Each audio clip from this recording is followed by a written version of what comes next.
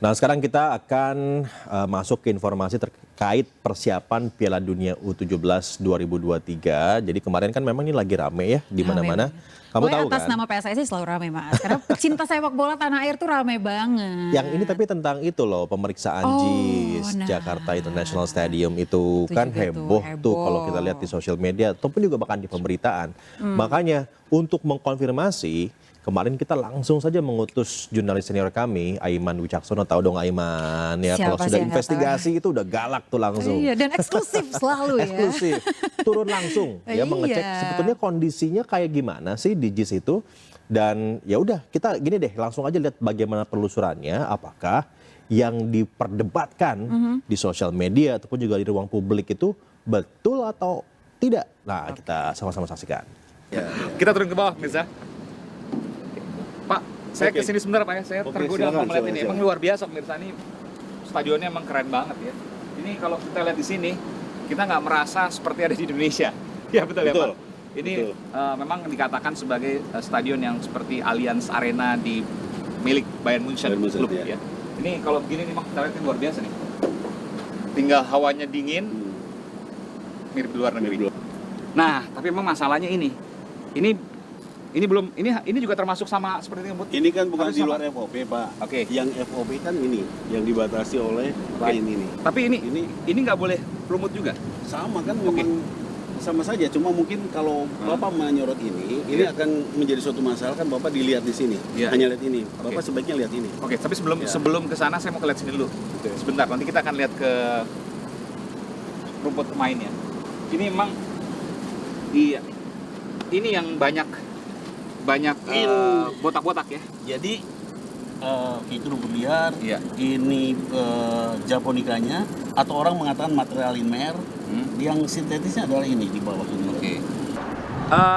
Kalau saya menunjukkan pada Anda pemirsa, ini lebar sekali ya, 30 meter ini kalau dilihat ini. Nanti kita akan masuk ke dalam. 30 meter dan akses ini ada dua selain di barat dan juga timur. Pertanyaannya apakah cukup atau tidak? Kalau kita lihat di depan pintu akses barat ini ada stasiun atau halte bus Transjakarta ini. Ini ada jurusan Senen, Pulau Gadung dan lain sebagainya. Ada stasiun LRT juga, memang terintegrasi ya. Tapi apakah kemudian ini bermasalah atau tidak, cukup atau tidak, ataukah memang sudah baik? Tentu kita akan menanyakan soal ini. Ya, menang kalah itu kan hal biasa sebenarnya. Tapi kalau dalam supporter kan mungkin saja ada mitigasinya supaya jangan bentrok dan sebagainya. Akses seperti ini aman. Sebetulnya harusnya ada akses lagi khusus buat supporter tamu ya.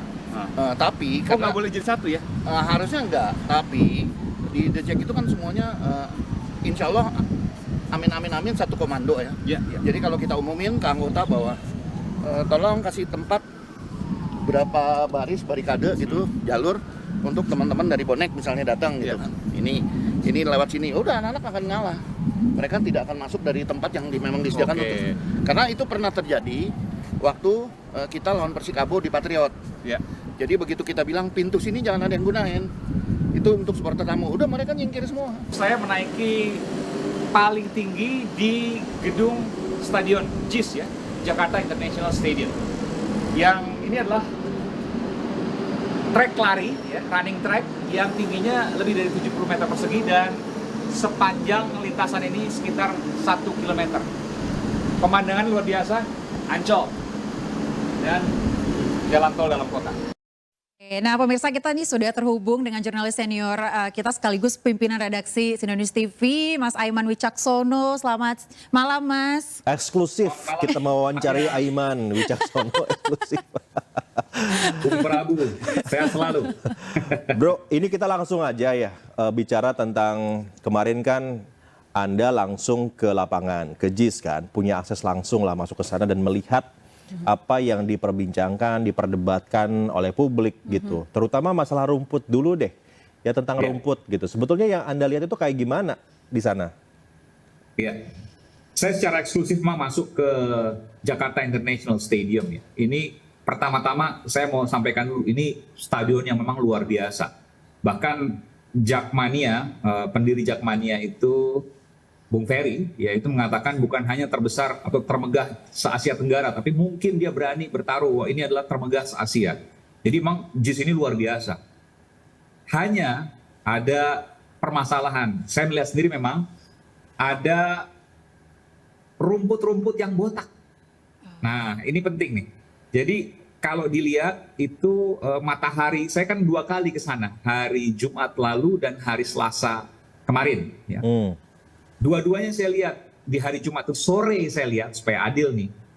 Di hari Selasa pagi. Dan dua-duanya itu mataharinya sama. Karena kenapa? Itu menghadap utara selatan panjangnya.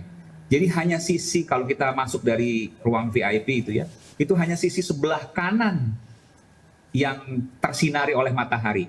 Yang sebelah kiri, sisi kirinya, itu tidak sama sekali. Nah itulah yang terjadi rumput botak-botak. Nah itu saya tunjukkan di The Prime Show with Aiman itu jelas. Jadi sebelah kiri itu botak-botak ya, bolong-bolong itu rumputnya. Lalu yang sebelah kanan itu hijau.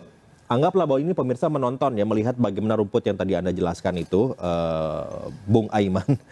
Yang saya ingin tanya adalah begini, kalau rumput yang tidak tersinari matahari, itu kan harusnya bisa diakomodasi ya sinarnya oleh sinar UV, oleh alat UV yang ada di JIS kan. Betul. Nah kenapa nggak pakai itu aja? Harusnya kan selesai masalahnya. Ya, ini saya lihat juga secara langsung.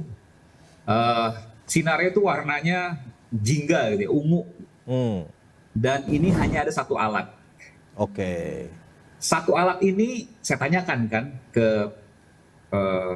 pimpinan operasional di JIS ya, yang dikelola oleh Jakpro.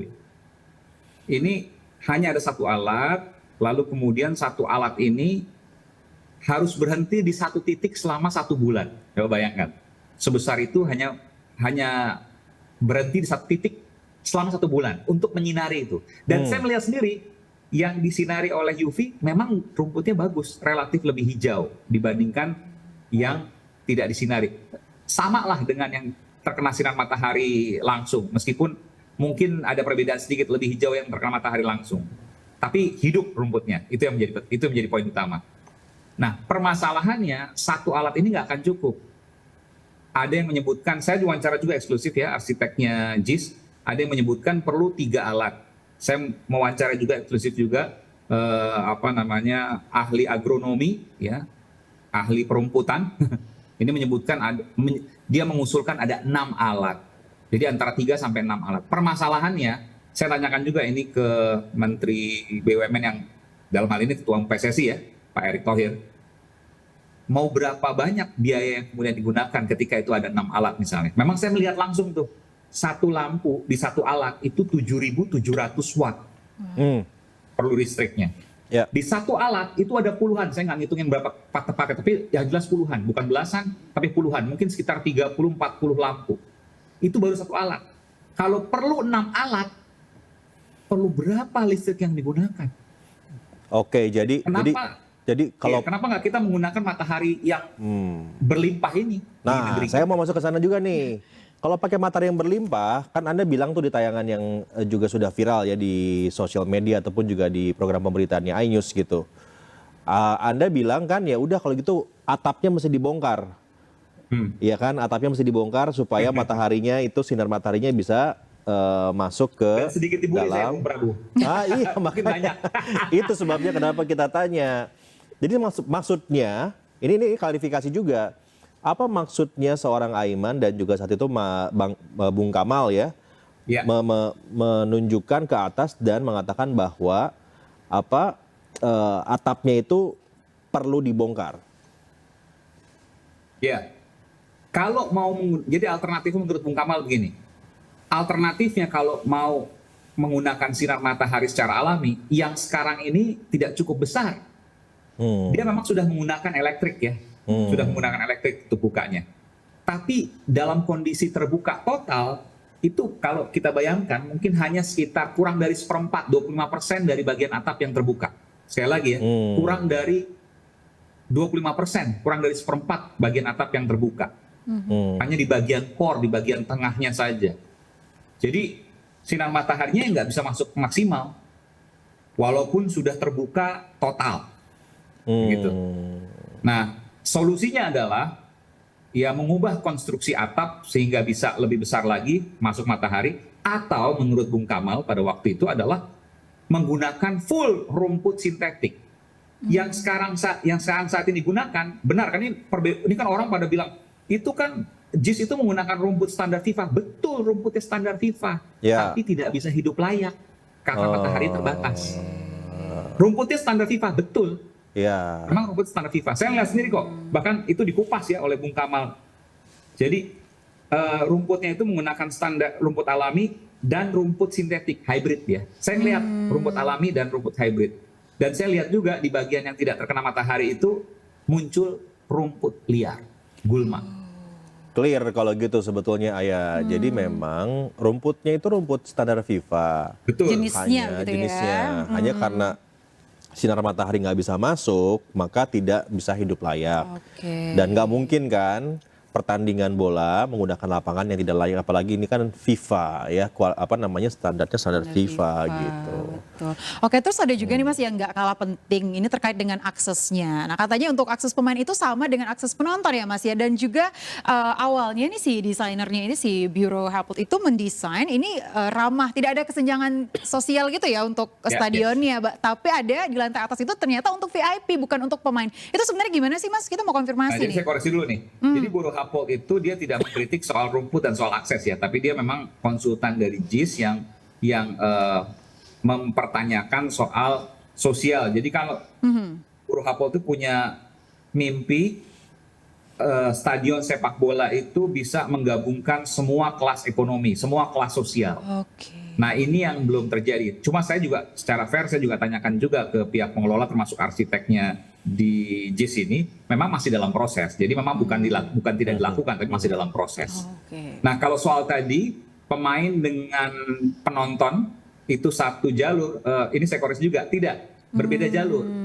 Jadi pemain itu ada jalur tersendiri, dia dari basement dan sebagainya, busnya bisa bus yang double decker itu bisa, nggak masalah. Oke. Cuma untuk untuk penonton, supporter maksud saya, itu hanya ada dua akses pintu barat dan akses pintu timur. Itu remnya hanya ada dua. Dan saya berkunjung ke dua-duanya juga.